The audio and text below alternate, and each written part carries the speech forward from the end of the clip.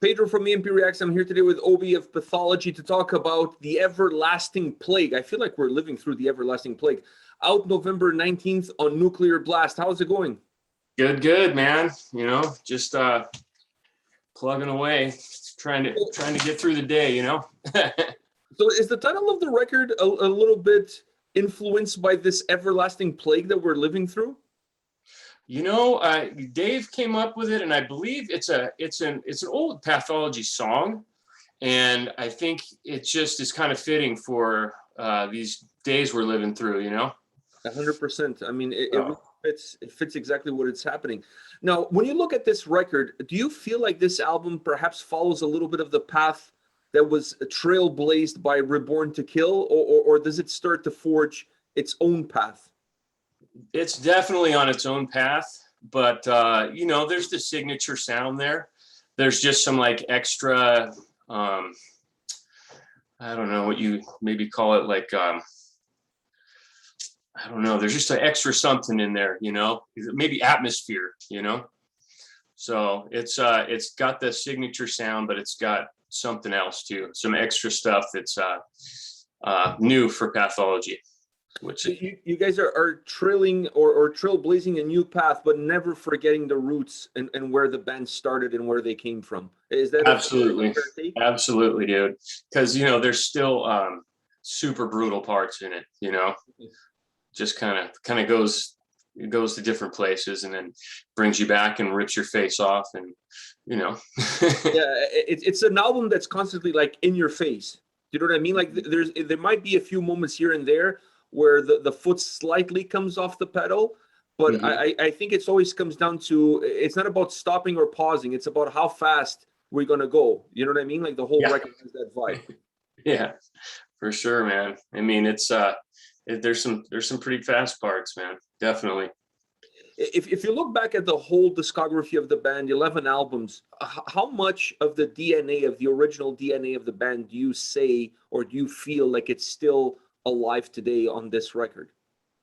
From like the very beginning, I mean, it's evolved a lot, kind of back and forth, because there's a lot of lineup changes and stuff. So listening through the older stuff, you can tell, there's a period where there was like two guitarists and one guy liked to do solos. So there were some solos in a couple albums, and then that guy left, and so there wasn't solos for a while. But I mean, as far as the riffs go,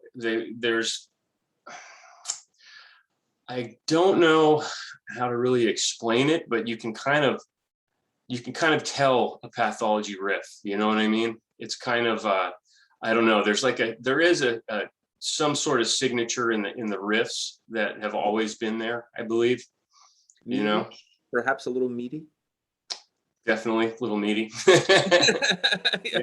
Yeah. What was the most challenging aspect for you guys putting this record together? The most challenging aspect, I know that wouldn't be me. I think our guitarist Dan, he really drilled down on this one, and he took it to he just added some new elements, and he was way more thorough and thought everything through a lot more, I think, than the last album. I don't know, maybe it's because we were in a pandemic, and he had the time. I don't know. There's more time. It's easier for you to kind of like go through every single thing 10 times and making sure that you got exactly what you need. Yeah, there was maybe like an extra run through of, we got, usually it's, they put together the songs, and then, we got some rough songs. And then, I start putting the lyrics, and maybe a couple little things will change. But like this one, the rough songs came together. We listened to it, sat on it for a while, and then Dan just said, like, hold on, give me some time with this. And he went back to the drawing board a little bit and added a bunch of stuff and changed it. So that, I think that little part was the difference. Dan going back, and we're all the guys kind of going back and just reworking some of the songs, adding just some cool shit in there. You know what I mean? You touched already a little bit on the creative process that led to the album being what it is. From a fan's perspective, when you listen to an album, you always kind of dive deep and wonder what went through your minds when you were creating. And we kind of create this own visual in our own minds in terms of how was the whole process, how these songs come to life. But now that you're here and you're able to tell me, how is the process? How do you guys tackle an album like The Everlasting Plague? We just have fun, man. That's like the most important thing, is that, you know, there's good vibes, and when everyone's, you know, running on all cylinders, it comes together pretty, I don't want to say effortlessly, because, you know, it takes a lot of effort to put something like that together, but the process I felt in this album was fairly easy, just because everyone was on the same page and everyone just handled their shit, and the recording process was super fun, you know. We had a good time making it, you know. When you guys start to put the songs together and you start to think about, okay, how are we going to align them in order to create the tracking listing? Is this a part of the overall process that you spend some serious time on? Do you see the importance of it, or it kind of happens a little bit more organically? You know, that's one thing I really didn't have anything to do with in this album, was the placement of the tracks. I couldn't even tell you who really did that. I know they changed around, you know, from the way we had it originally. They kind of swapped some out. I think maybe they just did that on a collective, you know. Maybe I had some say in it. I can't even remember, dude. But is that a good thing for you? Like, is that a part of the process that you don't necessarily want to get involved with? Like, is that okay with you? You mean like, yeah, I mean, I'm pretty easygoing, you know what I mean? And I trust the guys, you know, that they would put it in a good order to kind of grab you, you know. Mm-hmm. We're all kind of on the same page, so yeah, it didn't bother me at all, you know.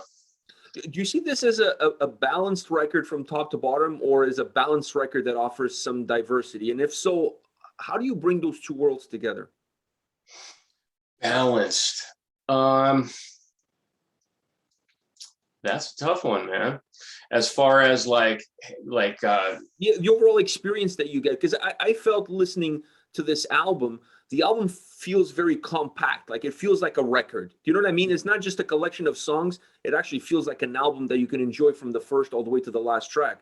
But at the yeah, same time, not every song sounds or feels the same. There is some diversity, some changes, some ebbs and flows from track to track. So in my mind, I always feel like those two worlds sometimes don't come together easily, because some records, and you know this, you listen to an album sometimes and it's almost flat line from top to bottom. Every song kind of feels and sounds similar. And then there's some records that have ebbs and flows, and they have so many ebbs and flows that the songs don't feel like they belong together at all. see, that's what I was talking about earlier, the stuff that got added later. The first version of the album was just, you know, straightforward, brutal through the whole thing. And then they added in these elements, you know. They kind of came back and went over it with a fine-tooth comb, and just, like, you know, put some other stuff in there. When I heard the tunes, I was stoked, you know what I mean? I was just like, wow, this is different. And, like, even some of the riffs, I'm like, I got to do gutturals over this. Like, what am I going to do here? Has gutturals ever been over a riff like this? Like, you know, but that's really cool. You know, it's different is always good to me, because, you know, it's easy to just, monotony's easy, you know. Yeah. For the sound that this album has, for the volume, for the heaviness, the aggression, all of that stuff that this album offers, it's still a very well-defined record. I mean, you could still break it down, the guitars from the bass, from the drums, from the vocal. It's not muddied. What do you attribute to that definition of sound, but never losing the brutality that the record has? Oh, that's a tough one, man. Me as a vocalist, Yeah.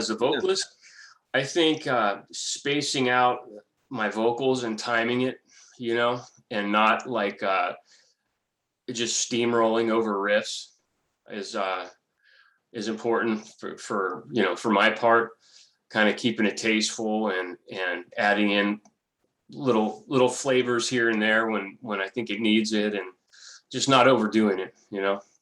Because you mentioned the riffs, some of them were so tasty, and it's like, oh, I have to sing over this. Is that a challenge that you're willing to take on, trying to find the perfect pockets for you to come in and just absolutely nail it? Oh, for sure, man. And Makes me so exciting. there was even like in the recording studio, we changed some stuff around, you know.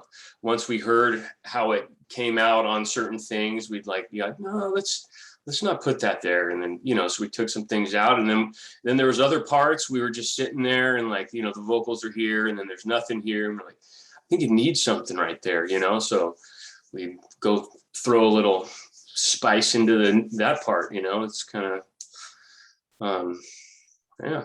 Is the process organic between all of you? Like when you're laying down the vocals, are you open to feedback from the other guys to say, hey, you know, maybe change this over here, add this over there? And Abso-fucking-lutely, man. Yeah, we're all pretty laid back, you know, and we all gave each other ideas, and you know, it was pretty easy in that aspect. You know, we were all on the same page, you know, willing to listen and take advice, and yeah, it came out pretty cool.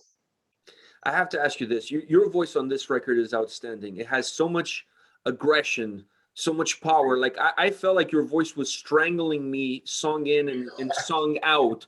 Like your voice was coming through the speakers and grabbing a hold of my neck.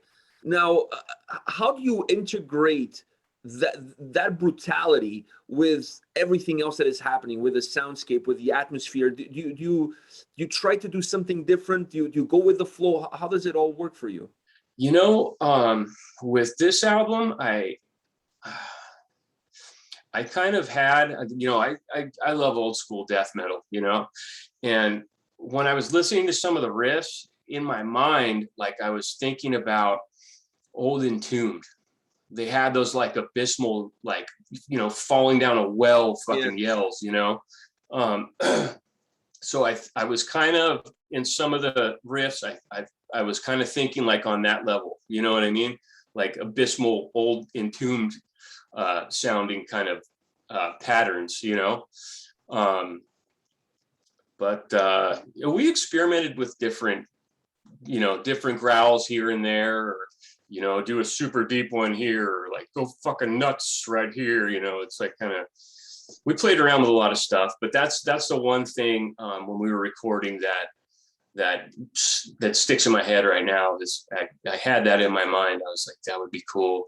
Do some like fucking old falling down a well Entombed fucking yells, you know. So I kind of, and that's something I'd never done before too, you know. Kind of I took it to different levels that I haven't, you know. Just perfect delivery for the sound that the album has.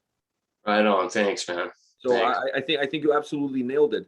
But having said that, was there a song that gave you a little bit of some gray hairs, maybe like me, like, you know, some massive gray hairs? Oh man, it gave me gray hairs. You know, there was a couple parts that the timing was tough for me. I can't, like, off the top of my head, I don't know exactly which one, but there was a few times when it was just, I would just come in like a second too late and then a second too early, and it was like, fuck, why can't it sounds so simple. It's like, I got this, and then like for some reason I'm over here on my fourth or fifth try, like trying to nail it, you know. So but there wasn't like one single song that kind of fucked with me too bad, you know. Just certain parts randomly too, super random. That's a good thing. If you try to explain this album to somebody who hasn't heard the singles or who hasn't heard the album, what would you tell them that it's the biggest strength that this album has to offer in order to captivate them, to bring them into the record? It's got an awesome mix of super brutality and atmosphere. You know, it's a like a brutal death metal album that could be like a movie soundtrack, which is not there. There's albums that are like that, you know, like, oh shit, this is like epic, like, you know, movie soundtrack epic. But I mean, it might be a reach to say that, but you know, it's got that quality to it where it's kind of, you know, you could be like, I don't know, driving down the street, like, and watching car accidents happen and listening to our shit, you know. Yeah. I love the fact that you put it that way, because when I was listening to the album, I was having a hard time defining it in my mind, because the sound sometimes is going one place and then you come in with your vocals and it's like, what the hell just hit me in the face? Like, what the fuck is happening here? It's just an album that has this duality of personalities. Is it almost like it has two sides to one coin? Yeah. And doesn't matter how many times you listen to it, and it doesn't matter which song you're in. Every time a new song comes in, you get the same awestruck feeling that, wow, the sound pulled me left and then the vocals destroyed me on the right. Like, what the fuck is happening here? And you go like this through the whole album. Mm-hmm.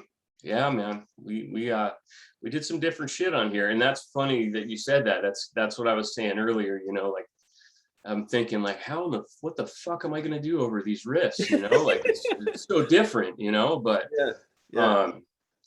we did it. Yeah. But I think you were the compound that came on top that really brought the record down. That kind of gave it a little bit of substance, that helped the record feel a little bit more as one. Right Otherwise, I think it would be a little bit broken. You were a little bit of the glue that hold it all together. Awesome. I appreciate that, man. Thank you, dude.